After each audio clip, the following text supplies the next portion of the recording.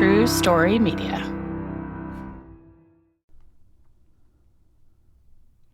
Hey, it's Britt. This week we have an episode to share of The Secret Room. In this show, Hamm helps people reveal their most intimate secrets. Today's story, On the Backs of Turtles. It features Dustin, who kept something hidden from his father for 30 years. What begins as a childhood mistake transforms into a touching story of reconciliation that will remind you of the healing power of forgiveness. If you're new to The Secret Room, each episode welcomes guests who share secrets they've been holding for decades. From tragic confessions to heartwarming revelations, these are the stories no one ever tells, until now. Here's Ben with this week's secret. Hilton brings you new ways to stay, with experiences that let you capture the glory days. Introducing the Graduate Hotels. Each inspired by local college towns, these stays are always original and never boring. Get in touch with traditions all across the country and enjoy a stay that's a class above the rest. Book at Graduate Hotels with Hilton Honors Points at Hilton.com. It's a win-win. Hilton, for the stay. Hi, Ben. My name is Dustin, and I kept a childhood secret from my dad for 30 years. I was a dumb kid who did something cruel, but it led me to the most heartwarming moment of my life. Today, The Secret Room presents On the Backs of Turtles. I'm Ben Hamm.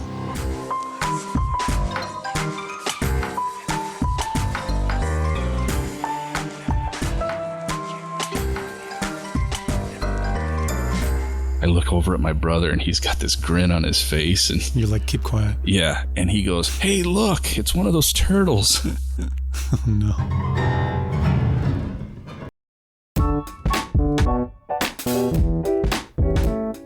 Today, Dustin joins me in The Secret Room. He's going to share a story about his larger-than-life dad, turtles, and Star Wars action figures. It's a journey that will evoke wildly disparate emotions, and we start right now. Hi, Dustin. Welcome to The Secret Room. Thanks, good to be here. You kept the secret from your dad for 30 years, right? I did. Well, we're going to find out why you kept it for so long, and then why you told it. But I thought we should start by just talking about where you grew up, because that has a lot to do with the story. It does. I grew up in a suburb of Corpus Christi, Texas called Flower Bluff. It's just right on the Corpus Christi Bay. And like if you head out to Padre Island, then you would have to drive through Flower Bluff to get to Padre Island. So we lived right on the water. Did your house actually open up to water in the back? Yeah, we lived on a chain of canals. Canals kind of run in between the streets, almost like streets. And pretty much everybody that lives on the canal usually has a dock in their backyard, has a boat. And it was kind of a great place to live because you had access to the bay, you had access to great fishing, and then you can just head right over to Padre Island and you go to restaurants. Or if you wanted to, you could go out to the open ocean. Sounds great. It was a really neat place to grow up. Yeah, it sounds like a lot of fun. Tell me about your dad. The man that you kept the secret from for 30 years. Yeah, he was a very unique guy. Everything about my dad was intimidating. He was about 6'2", 250 pounds. He was one of these guys that never touched a weight in his life. And if you closed your eyes and grabbed a hold of his shoulders, you'd think you grabbed a hold of a bull. Wow. Everything about him was intimidating, from his giant mustache to he had a very commanding, very intimidating voice. His voice was just incredibly deep. When he would get mad and he would yell at one of us, you could literally feel it in your chest. He had so much bass in his voice that you could feel it reverberate through you. There's no other way to describe him other than intimidating. Sounds like a man who didn't take much crap. He did not. He did not. And me and my brothers, pretty much our entire childhood, we were scared to death of him. Did he have a lighter side to him? Did he joke around very much? Ever? Not really. For the most part, he was very stern. I could probably count on one hand how many times I actually saw him laugh. He was one of these guys that he just commanded respect. You didn't dare talk back to him. So he did have a side that, like, I don't remember a single night going to bed without him telling us he loved us. There was a softer side to him. You just didn't see it very often. It was a household that you felt safe in. You felt loved. You felt protected. You had everything you needed as a kid. But yeah, you just knew to stay in your lane. Yeah, exactly.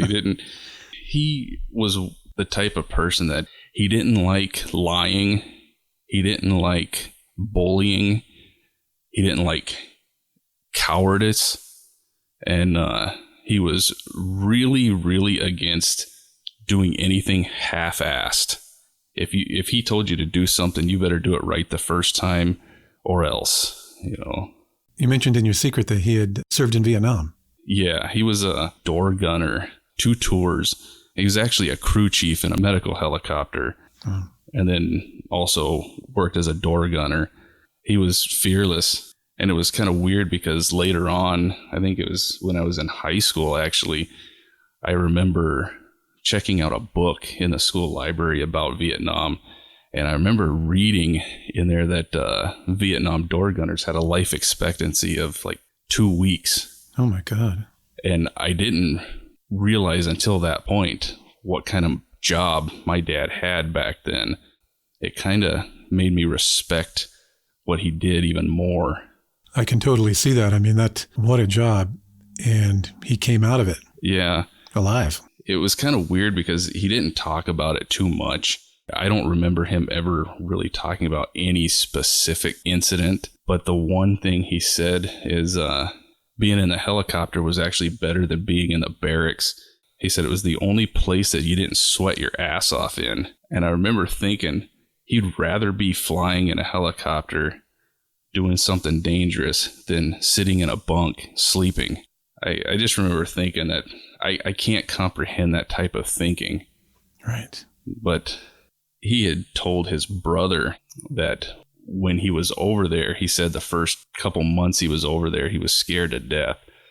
But then you kind of come to the realization that you're not going to go home and you're going to die out there. And then you can kind of put the fear behind you if you kind of accept death. And that's how he made it. It was really, really a different time back then because I couldn't see people having that mentality now. What did he do when he came back? He went to law enforcement school, and then he became a Texas game warden. I think he was maybe there working at that job for a couple years when he was actually promoted to a supervisor position. That was at the Department of Wildlife? Yes, yep. You like that job? He loved it. He loved it.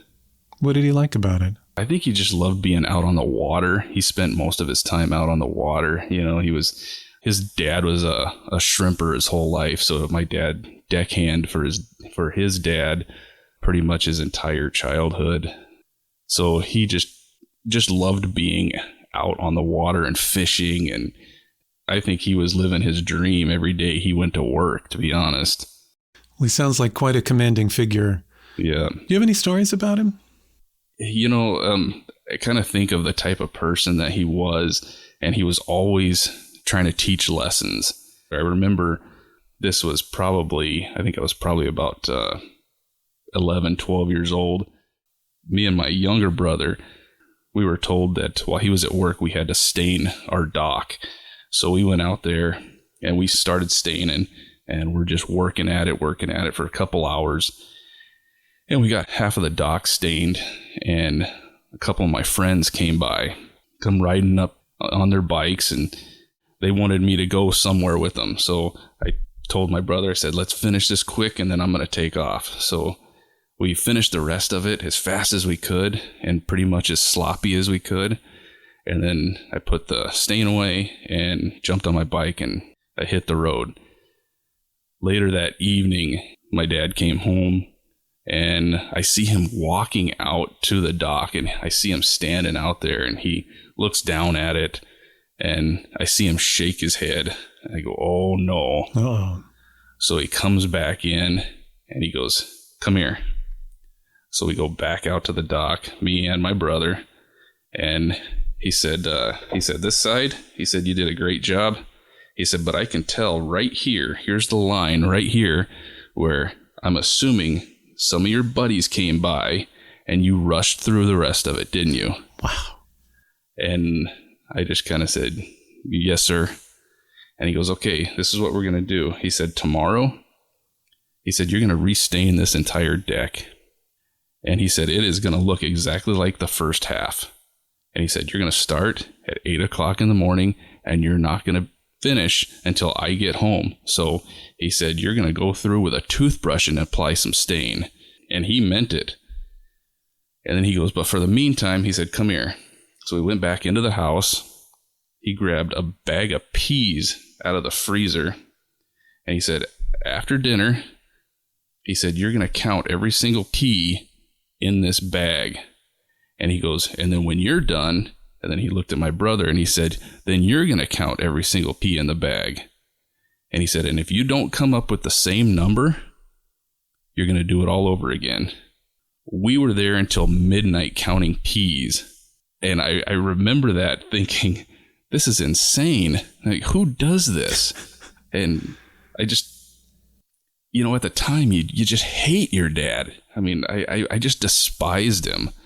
But I didn't realize until, obviously, much later, how important those little lessons were. You don't half-ass things. You do it, and you get it done, and you do it right. And I try to instill that in my kids. Obviously not as harshly, but it's a battle. That's quite an exercise. Have you used the pea exercise on your kids? I have not. Okay, I have not. Like you said, that's pretty harsh. Yeah. And that was what he was all about. You just don't half-ass anything. If you're going to do it all the way, do it right, so you don't have to redo it. Do you remember how many peas there were in the bag?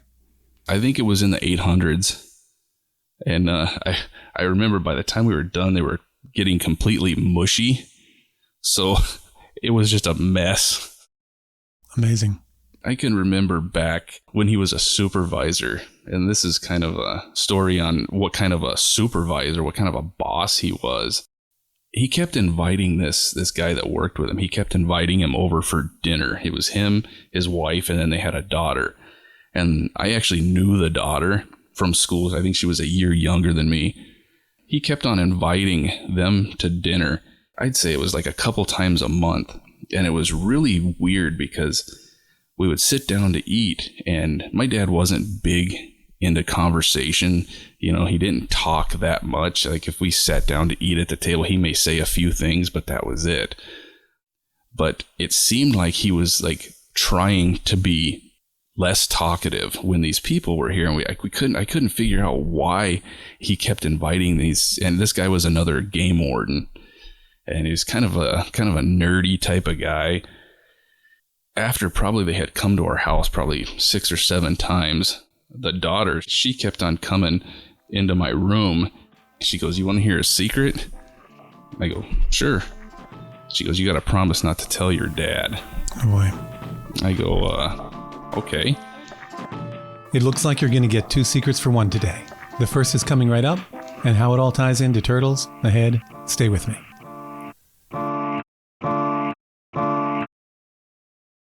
Hey, it's Britt. I want to take a minute to talk about Quince.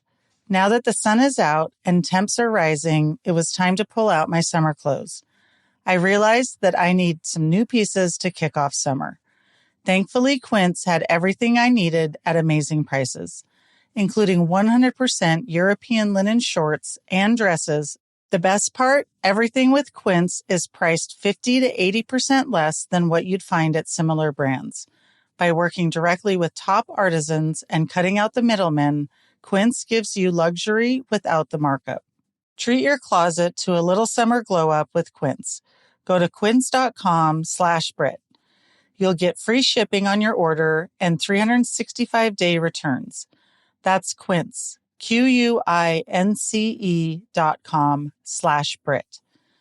Quince.com/Brit. Supporting our sponsors helps support the show. Did you know that April is Financial Literacy Month? They made a whole month reminding you to finally take control of your money. The good news is that you don't need 30 days. Acorns makes it easy to start saving and investing for your future in just 5 minutes. Acorns will recommend a diversified portfolio that matches you and your money goals. Get started with the spare money you have right now.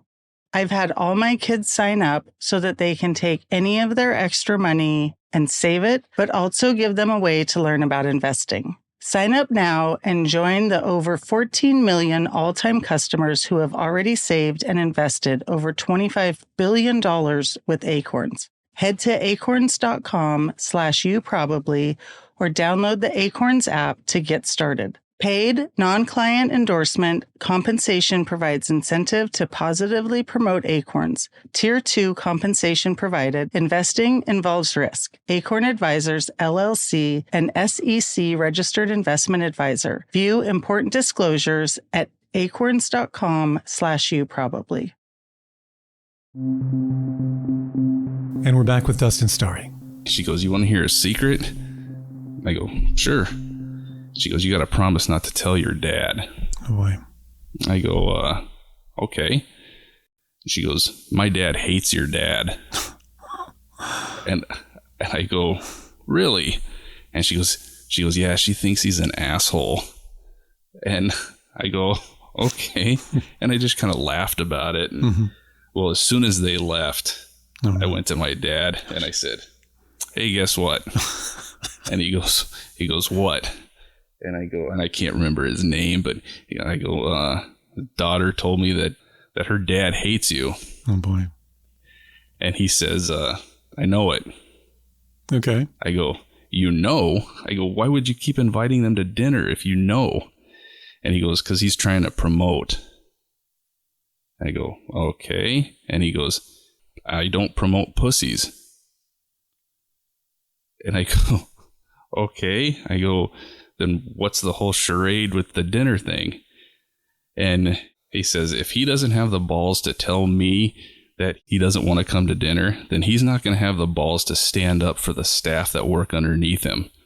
So I'm going to keep inviting him to dinner until he has the balls to tell me that he doesn't want to come to dinner. And he goes, and then I'll promote him. And he goes, he is the best applicant for promotion, but he's just spineless right now. And I remember thinking, like, this seems really stupid to me. But as I've gotten older, I don't think that there's enough of that. I work in a business where they promote people based on who they think will just do what they're told. And, there's no chance to improve things if you can't stand up to your supervisor. I mean, ultimately, it's the supervisor's decision. But I see how inefficiently things run when they promote based on who the yes man is. So I really see the value in what he did. Well, that's amazing.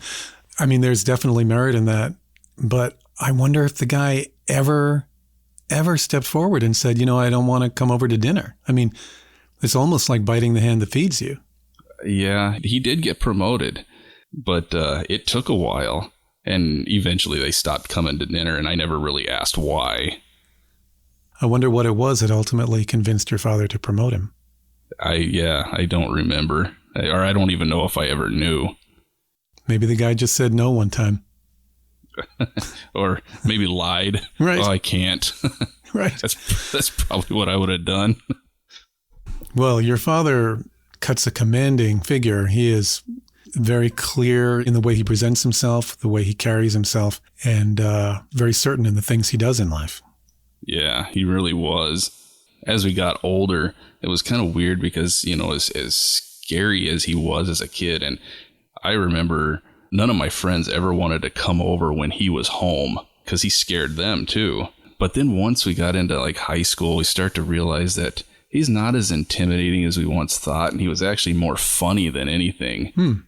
He had a very dry sense of humor and very subtle. So sometimes he would crack a joke or something and you didn't know if he was joking or not. But his comment would be hysterical. But nobody would laugh because they didn't know if he was joking. Because he was just dry as all get out. Yeah. and he'd keep a stone-faced appearance. He wouldn't smile or anything, and it was kind of funny. And it got to where all my buddies loved him, and they were constantly trying to tell him jokes to see if they could get him to laugh, and he never would. He'd maybe just chuckle, and that was pretty much it. Okay, so that's the most you could get out of him. Oh, yeah. I think, like I said, I think I've seen him laugh maybe 3 or 4 times where he actually, had a good belly laugh. Sounds like a good challenge, but you might be afraid you'd get your head bit off in the process of trying to make him laugh. Yeah, but he was a lot more gentle than we thought and brutally honest. And I think it was that brutal honesty that was so funny. Like, my mom would ask him, "Hey, honey, do these pants make my butt look big?" Mm-hmm. And he'd say, "Your butt is big." "But do those pants look good on you?" "Of course they look good on you." So he'd say things like that and he used to always say that the truth doesn't care about your feelings. And that's true. Yeah, that's some perspective. I think it's time to get into your secret. Okay. Your secret takes place during the time that your father was a supervising warden at the Department of Wildlife, right? Yes. Yep. And how old were you and your brother then? I think I was probably about 12 years old. This was in 1986, and my brother was 4 years younger than me. So he would have been 8, I think. To set up the secret, we should understand those canals behind your house would sometimes flood. Yes, especially when there was like hurricanes or any tropical storms that were on the Gulf of Mexico. And it didn't even matter if the storms were heading towards Florida. We would still get some kind of effect in the bay and in the canals. But this particular one, this was Hurricane Bonnie, and it did make landfall in Texas somewhere. I think it was north of where I was. Did you have to evacuate your house very often? I would say a few times, but it seemed like my dad didn't really take it seriously. He'd just say, we're going to go ahead to your aunt and uncle's house for a few days. And then we'd come back and there'd usually be minimal damage or anything, there's some debris in the yard or whatnot. And I think the Hurricane Bonnie was the first time when I actually saw my dad actually worried. It was the first time we ever boarded up windows. He anchored his boat where he set the anchor. He unhooked it from the trailer. He had, 120 feet of chain. So if the water came up, the boat would go up with the water. He really prepared. I think we were gone for like 3 or 4 days. Then we came back and saw the mess that was in our yard. And that's kind of where the story starts. Did the water get into your house? It didn't. There was only one other time where water actually came in, and it was just basically, it just brought in a little bit of water, and we didn't have carpet on our floors. So just because of that reason, basically you just mop everything up and on to the next storm. Hurricane Bonnie, 1986. The water surges. Yeah. Gets up pretty high, creates a mess. It made a huge mess. We came home and my dad had to go right back to work. So he left me and my brothers in charge of cleaning up the yard. And most of it was just like tree branches, garbage, all kinds of just crap laying around your yard. And it was mud. So we were, basically just trying to get rid of the mud, trying to get rid of all the debris. And we went out to the dock, and the water had receded down past lower than the dock, so we could stand on the dock. And one thing about these canals is when these storms come through, it just fills with all kinds of sea life. A lot of creatures. Lots of them. And anywhere from jellyfish to, I don't know if you've ever heard of Portuguese man-o-wars. They kind of look like jellyfish. Okay. They're just really nasty looking, and they float on the water. They'll sting the crap out of you if you touch them. Fish, all kinds of fish. It'd be a great place to fish, but it's actually illegal to fish there if during or after one of these storms. Would it be your father's purview to enforce that? Absolutely. Yeah. I can remember after these storms, there would be sometimes we'd see sharks swimming up the canal. They weren't very big, but there'd be 2-3 foot sharks. You'd see all kinds of fish swimming around, and it's just infested with it. I mean, you could just grab a net and scoop what you wanted up. Was there a lot of life left on the land as the waters receded? During this storm, this was the first time we had ever seen a bunch of turtles. And it was really weird because I had never seen so many turtles in my life. We went down to the dock and there were thousands of them. They were just swimming everywhere. Do you know what kind they were? I don't even know if I ever knew. I just know that they were small, probably about the size of like a teacup saucer. Like a little box turtle? Yeah, they weren't the sea turtles. These things walked on land pretty easily. They more had feet, not flippers. So there were thousands of them. Yeah, they were just everywhere. It was like an infestation. Well, that must have been fun for you guys.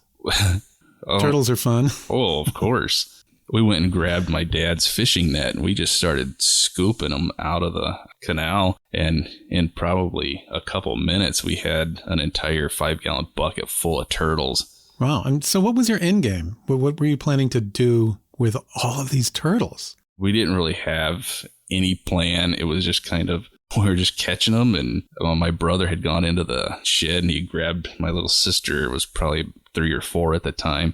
And she had one of those little blue swimming pools. We had started filling up that pool with these turtles. And I bet you we probably had 300 or 400 turtles in this pool. I remember my older brother, he had come into the backyard and he sees this pool of turtles. And all he said is, better hope Dad doesn't see that. Yeah, no kidding. You're probably breaking some law. Sure, yeah. So we kind of didn't really have a plan, and then it hit me. I said, I got an idea. Do you get the feeling that Dustin's idea could land the two brothers in hot water? Maybe, maybe not. But how they navigate what happens next, and the heartwarming place it lands them, no one could have foretold. Summer's here, and you can now get almost anything you need for your sunny days delivered with Uber Eats. What do we mean by almost? Well, you can't get a well-groomed lawn delivered, but you can get a chicken parmesan delivered. A cabana? That's a no. But a banana? That's a yes. A nice tan? Sorry, nope. But a box fan? Happily, yes. A day of sunshine? No. A box of fine wines? Yes. Uber Eats can definitely get you that. Get almost anything delivered with Uber Eats. Order now. Alcohol in select markets. Product availability may vary by region. See app for details. Switch to Verizon Business and get more from your internet without paying more for your internet. Get LTE Business Internet starting at $39 a month when paired with select business mobile plans. That's unlimited data, and with it, unlimited possibilities. Start saving today with Verizon Business, ranked #1 in small business internet customer satisfaction by J.D. Power. Starting price for 25 megabits per second LTE internet plan with smartphone plan savings, plus taxes, fees, and economic adjustment charge. Terms apply. For J.D. Power 2024 award information, visit jdpower.com/awards.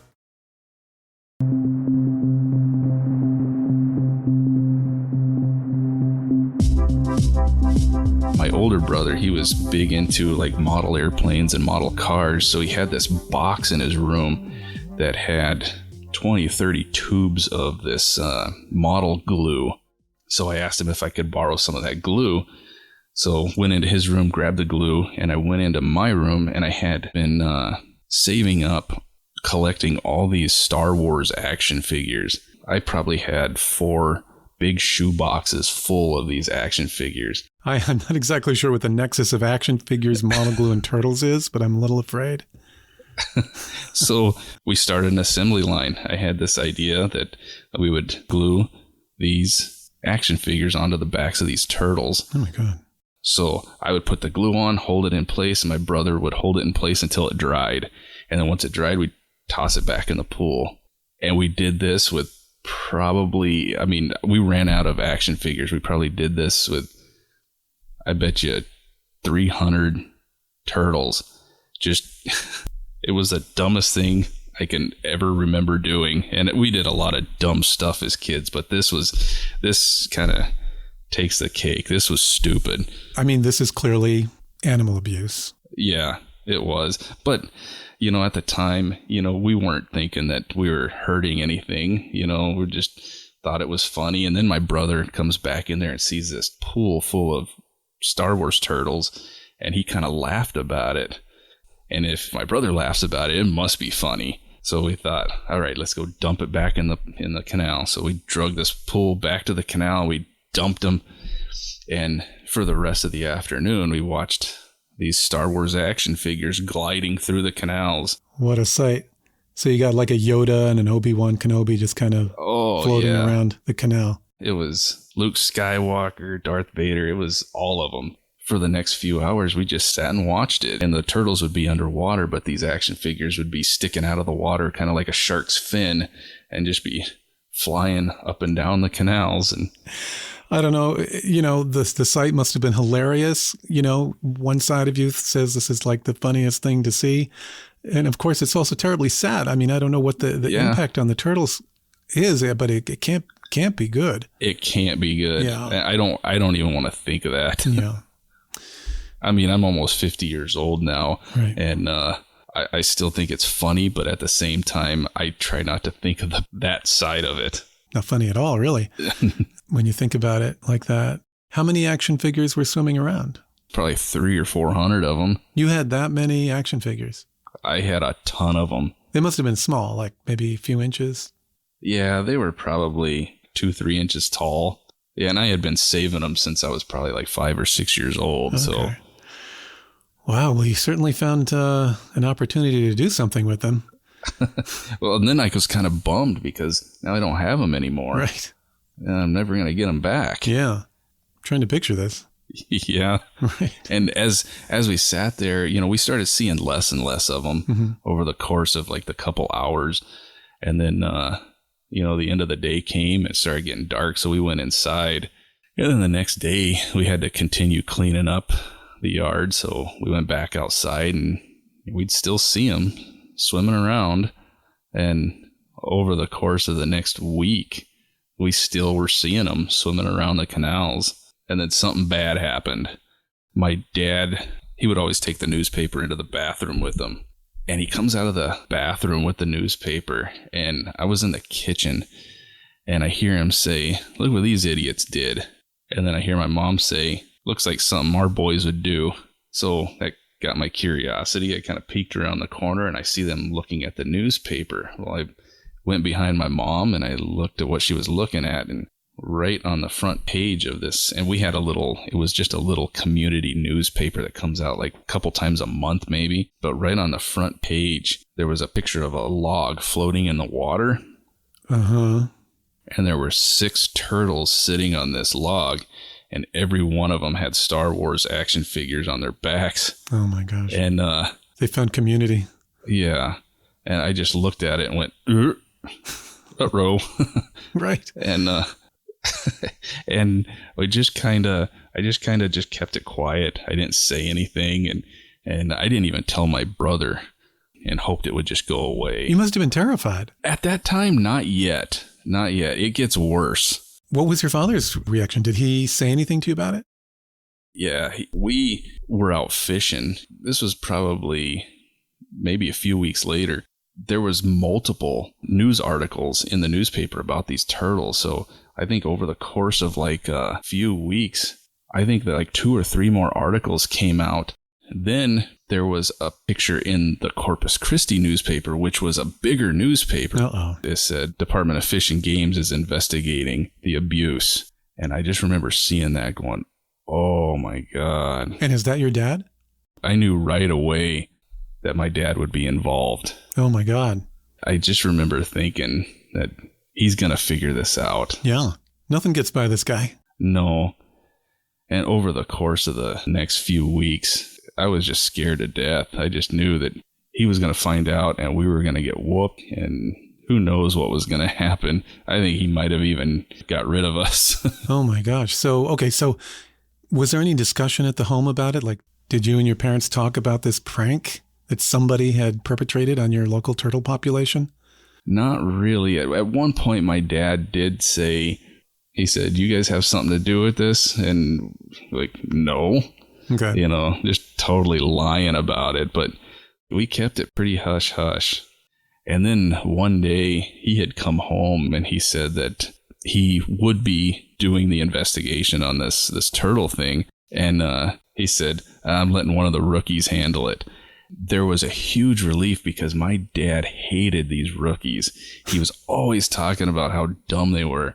So I'm thinking, oh, okay, rookies are stupid, They'll never figure it out. Yeah. So that made me feel a lot better. And I can remember one time we were down on the dock and one of the fish and game boats come by, and there was a game warden that was actually scooping. I don't think he got any turtles, but he was scooping stuff out of the water. And we just kind of waved, and he knew that we lived there because he waved and he knew our names. So, and we just kind of waved back, and that was it. But inside I'm going, oh crap. Oh, I hope he doesn't find one. But the weird thing is we had gone to other canals blocks and blocks away, and then all of a sudden one would pop up. So these things were swimming everywhere. Oh yeah, I'm sure they got around. So yeah, they had some distance. Even at that time, we still didn't think that what we did was mean. We just still thought it was funny. Okay, so you've got this secret that's kind of hilarious, but not to let your dad find out because there would be consequences. There would be, yeah. He was a huge animal lover, so he not only was it his job, he hated to see any type of animal hurting or anybody poaching, any type of illegal fishing or anything. He was very stern about it. To that end, it would also reflect very poorly on him if his kids were revealed as the people that had done this. I'm sure. Yeah. I can remember we were sitting, it was me, my older brother, and my dad. We were sitting out on the dock fishing, and one of those turtles popped up, and my dad didn't see it, but my brother saw it. I look over at my brother, and he's got this grin on his face. And you're like, keep quiet. Yeah, and he goes, hey, look, it's one of those turtles. Oh, no.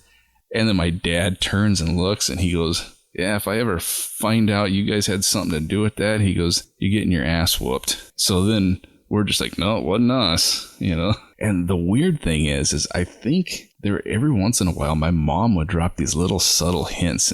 I kind of think my mom knew. Okay, so let's game this out. They know that you've got all these Star Wars action figures. Yeah. And they're up floating around on all these turtles. Yeah. All one really has to do to investigate is go to your room and see if you've still got them. Well, here's the dumb thing. So after, and this is how I think my mom figured it out, after we had used all of the Star Wars action figures, my brother threw the boxes right in the garbage. And I think my mom saw that. And every once in a while, she would drop a little subtle hint.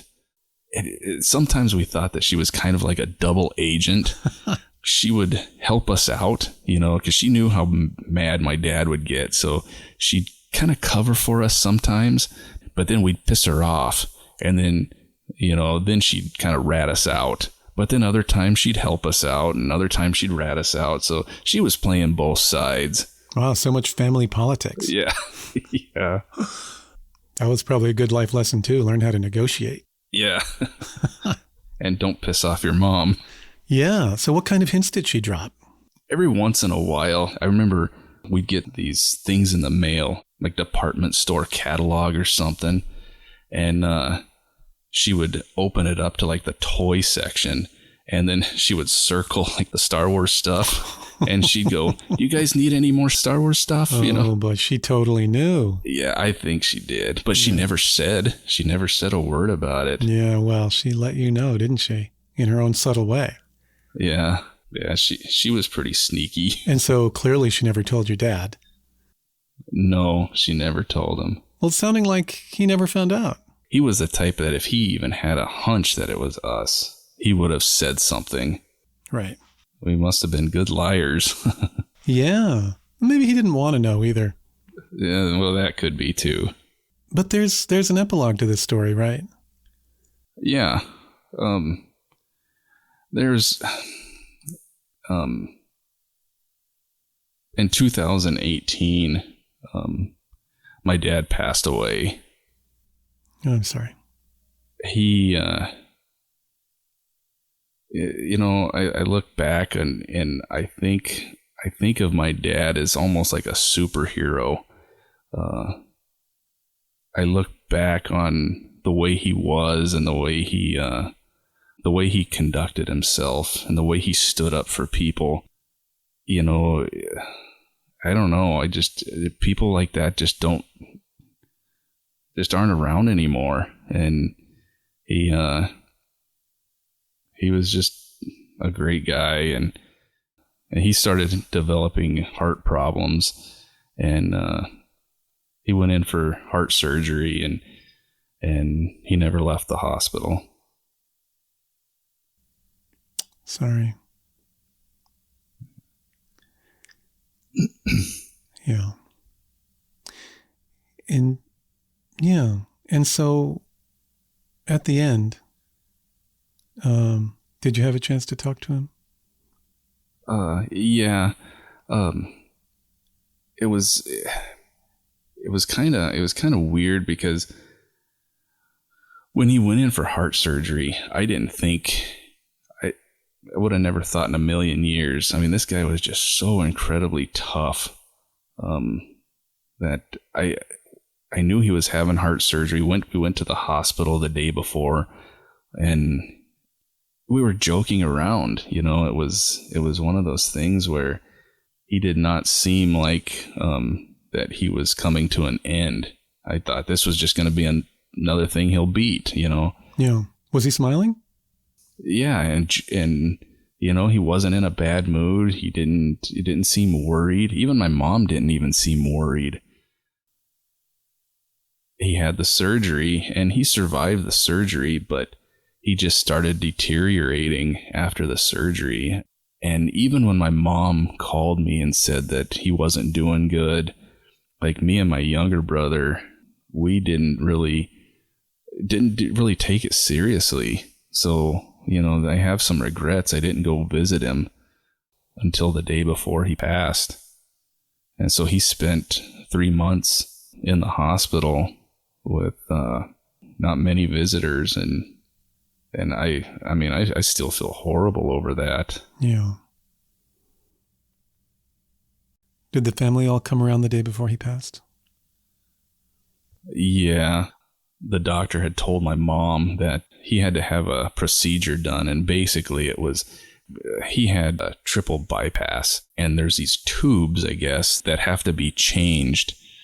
And they said that he likely would not survive the procedure, and it was going to be done the next day. So we went to the hospital to see him. I remember walking into the hospital room, and I was the first one to get there, and it was my daughter and I think my daughter was probably about 7 at the time. We walked into the hospital room, and it was the first time I ever saw my dad cry. I walked through the door, and he just reached for me, and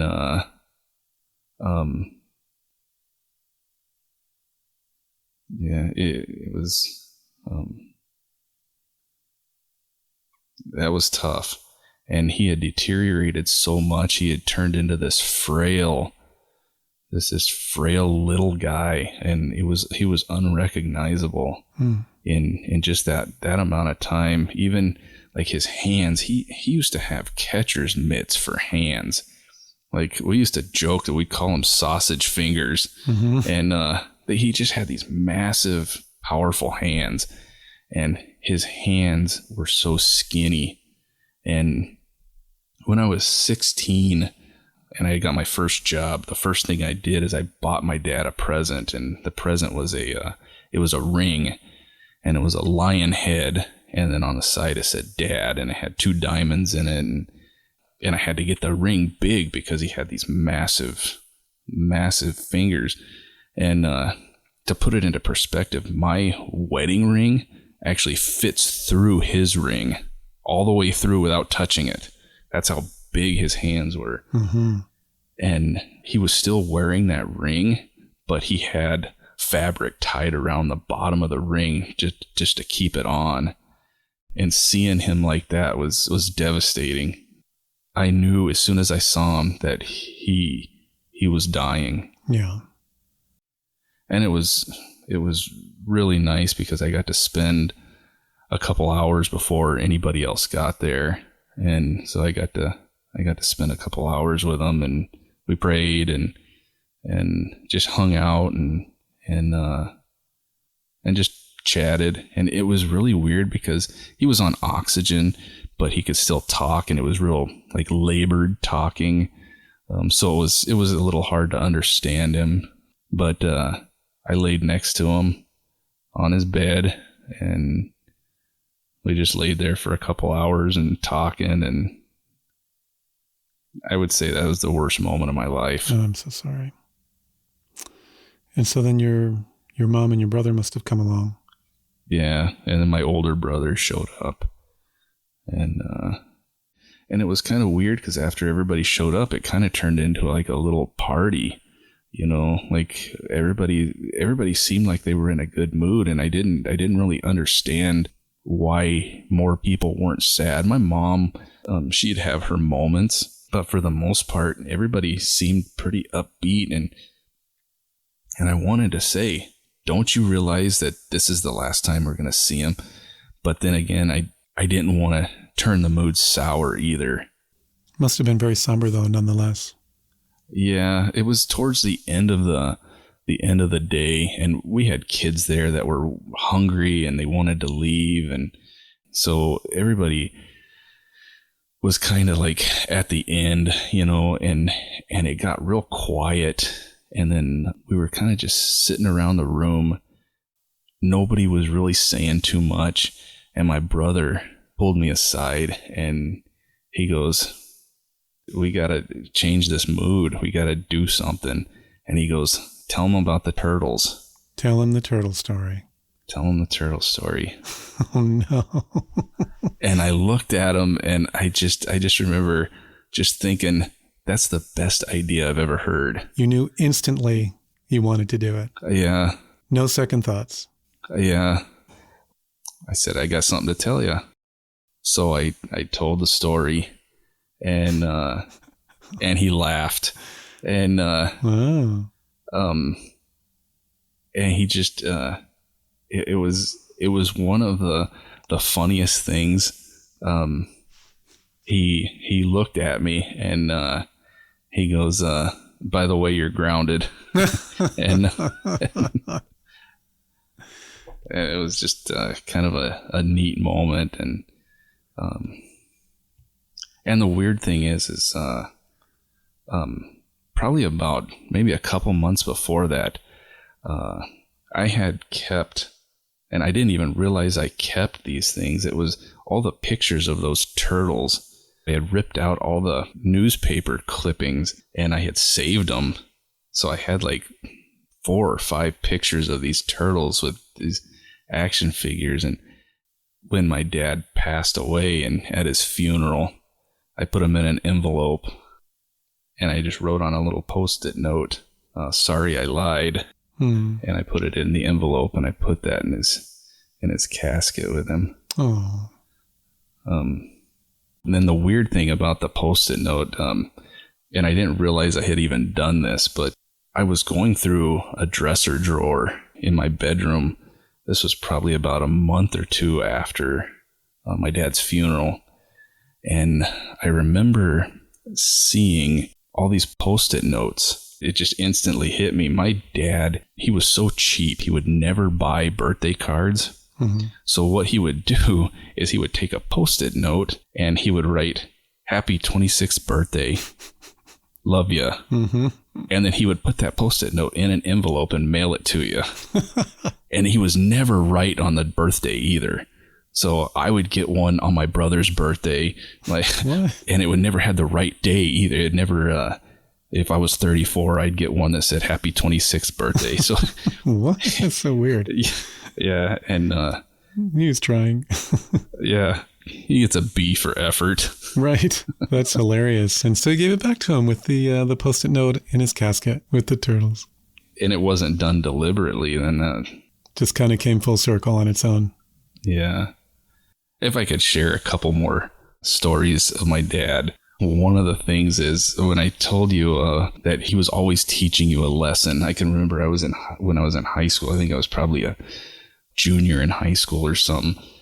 I had this oral report that I had to do, and I had forgotten my speech, my report on my dresser, and it was in a folder. And so my dad would take these random days off of work, Usually he was up before we were, and he'd be already out of the house. And you always knew when he was taking the day off because he'd be standing in front of the TV in his underwear drinking a cup of coffee. We'd get up for school, and he'd be just standing there watching the news. I'd say, "You not going to work?" He goes, "Not today." And he wasn't sick or anything. He's just taking a day off. Mm-hmm. And we get home from school, and he's still in his underwear, standing in front of the TV, still drinking coffee. Wow. And I go, "You stood there all day?" He goes, "Well, not all day." I go, "You still in your underwear?" And he goes, "This is my house. If you don't like it, there's the door." And he goes, "They're different underwear." And we just kind of laugh about it and whatever. But this particular day that I called home, and he had taken the day off, and I said, "I need you to come to the school. I forgot my report. It's sitting on my dresser. I need you to do it." And he kind of grumbled about it and, damn it. So then I went to that class, and I'm sitting in class, and I'm waiting. I'm thinking that, okay, he's going to bring it to the office, and then the office will somehow get it to me in the classroom. And I just happened to be sitting in the furthest seat from the door of the classroom. So the door of the classroom is on the corner, so I'm sitting in the opposite corner, the desk furthest away. A couple of my buddies are sitting there like along that back row, and there was a little square window in the door, and my buddy sitting next to me points to the door, and I see my dad's face looking into the classroom. I'm like, okay. So then he opens the door, and he walks in. He said, "I'm looking for my son, Dustin." The teacher points to me, and he comes walking in, and he was wearing like a shirt that was like 3 sizes too small. He was wearing these cut-off jeans that were cut way too short. Mm-hmm. And the white pockets were sticking out the bottom of the shorts, and you could tell he just did it too, because usually a pair of blue jeans frays once you wash them. Mm-hmm. These weren't frayed at all. Okay. And he's wearing fishing boots. What a sight. Yeah, and he's a big guy. And he comes walking in, and he keeps saying my name. "I got your report, Dustin. I got your report." And he lays it on the desk, and then he kind of leans in, and he goes, "Bet you'll never forget again, will ya?" Oh my God. And then he turned around and he walked out. And my buddies are just laughing. Oh my God. It was the most humiliating thing I've ever experienced. What a calculating guy. Oh, he was just methodical. Just methodical. Jeez, you learned that lesson. Yes, I did. But you never forgot anything again. Never. What a story. And you had another one? This one was kind of like a story of how he hated disrespect. And it was really weird because how politically incorrect he was sometimes. But he did not like when people were like overtly rude to people. And he would call them out. Like if we were in public and somebody was being rude to a waitress or whatever, he would call them out. And there was one particular time we were at like a department store in the customer service, and we were returning something. For some reason, I want to say it was a baseball glove or something. We were at this checkout line, and there was this guy that was in front of us. He was returning a fan, like one of those box fans. And it was filthy. It looked like it was about 10 years old, and he's trying to return it. The clerk asked him if he has a receipt, and no, I don't have a receipt. And he was just being a jerk. He just was berating this, and it was a middle-aged woman, and he was just rude. He was loud. He was obnoxious. He was swearing. And I look over at my dad, and when my dad would get mad, he would start clenching his jaw. And when you'd see his jaw start pulsating, you knew he was getting mad. Mm-hmm. I would look at the situation, then I'd look over at my dad, and his jaw is starting to pulsate. He's getting mad. And this jerk in front of us demands for the manager. So this little manager comes up. It's an even younger woman. She's little. Then he starts berating her. It was just so ridiculous how this guy was treating these people. And my dad, he just snapped, and he walked in front of this guy, and he grabbed this guy's fan, and he picks it up, and he walks to the door of the store, the door opens up and he just flings this fan out into the parking lot. And then he walks back and he says, "It's time for you to leave. And if you don't, I'll do the same thing with you." Whoa, really touched a nerve. And the guy just froze and then just walked out. He got to the door, he turned around and he flipped my dad off and then he scurried out the door. When it's over, my dad would just look at me and just kind of smirk. And he's like, "That's how it's done, Dustin." Yeah. And he was fearless. I mean, nowadays, it's probably good he's not around anymore because nowadays he'd get shot. Yeah, you can't get away with that stuff as easily anymore. No. Well, it's clear that you love your dad a lot. Yeah, he was a great guy. Yeah. Going back to the hospital room on the day before he passed, and you confessed the turtle story to him, and he laughed. That must have been a great sense of closure for you.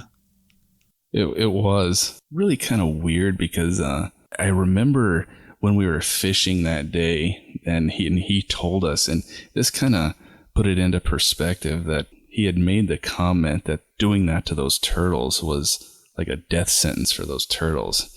And he said they'll swim underneath something and then get stuck and then they'll drown. And that was like the first time that we realized, oh man, maybe we shouldn't have done this. And when we were talking to him on that last day, we were talking about those turtles. He said the same exact thing. Oh, really? Yeah, he made the comment, yeah, all those turtles probably died within a couple weeks of you doing that. And we felt like crap again. Yeah. So what was your mom's reaction? She didn't really say too much. I think she just kind of just sat there and smiled. She didn't give up her hand that she knew? No, she never said a word. Oh, what a story. Why did you want to tell your secret today? I've asked myself that. My dad was just such a great guy, and I just want every one of your listeners know that there's people like that. People like my dad that are still out there, and they're just great guys, great people, and you'd have no idea that you just met one of the best people in the world just by walking by them. And I guess as far as telling the secret, I just thought it was kind of a funny story. I've told a couple people about it, but I didn't go into detail. I didn't tell them about the end. I just pretty much told the turtle story, and then I kind of just leave it at that. It was somebody at work I actually told this turtle story to, and it was a guy at work that actually told me, "Hey, there's this podcast." Oh. He goes, "You should tell it on that."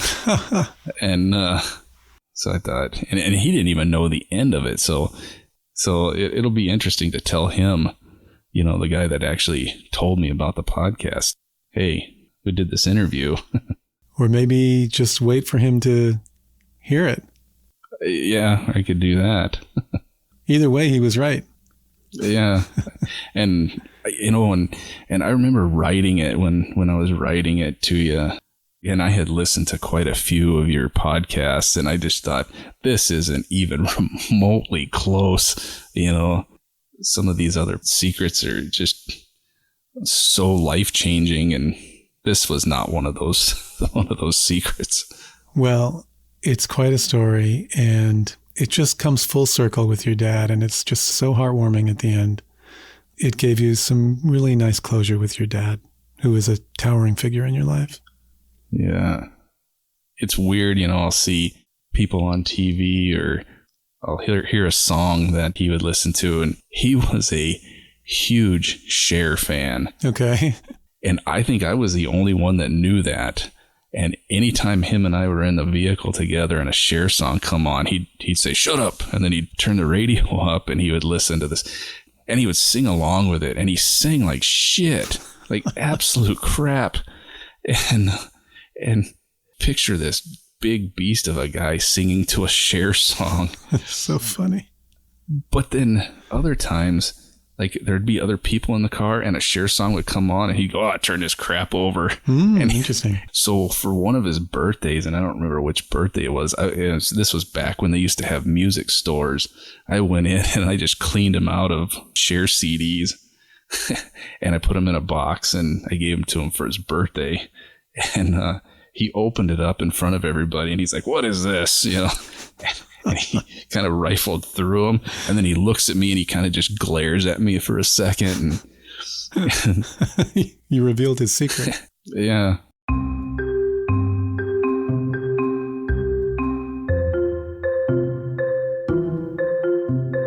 It was probably about a few months later.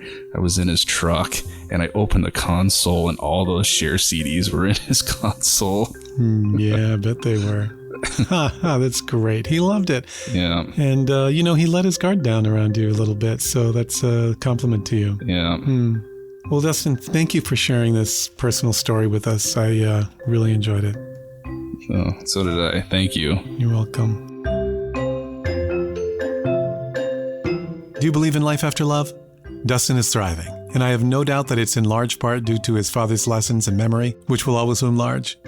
And about the turtles, yes, it was animal abuse, and yes, Dustin knows. And he told me that even after all these years, now as an adult, he still carries so much regret. Now, we'll never know for sure what fate became of the turtles. Let's hope the reluctant passengers broke free to take on their mission, destroy the Empire's ultimate weapon, the Death Star, because that is their fate. And we've got more delightful lessons from Dustin's dad on the next Unlocked. Join me as Dustin recounts more memories of his dad in just 1 week. Susie Lark's got a great follow-up with Dustin on our premium show Unlocked. It's available at patreon.com/secretroom and on Apple Podcasts. See a picture of the ring Dustin got his dad and see Dustin with his brother right now on Instagram, Facebook, and Twitter. Just search at Secret Room Pod. You can submit your secret and check out all our sponsor codes at secretroompod.com. And thanks this week to Susie Lark and Luna Patel. Breakmaster Cylinder composed our theme and our music. Next time on The Secret Room, Amanda thinks a fatal accident on the farm wasn't as much of an accident as her fiancé says it was. Hear the evidence and tell me if you agree. The Farmhand drops in just 2 weeks. Thanks for downloading your favorite indie podcast that could. This is The Secret Room, a podcast about the stories no one ever tells. I'm Ben Hamm.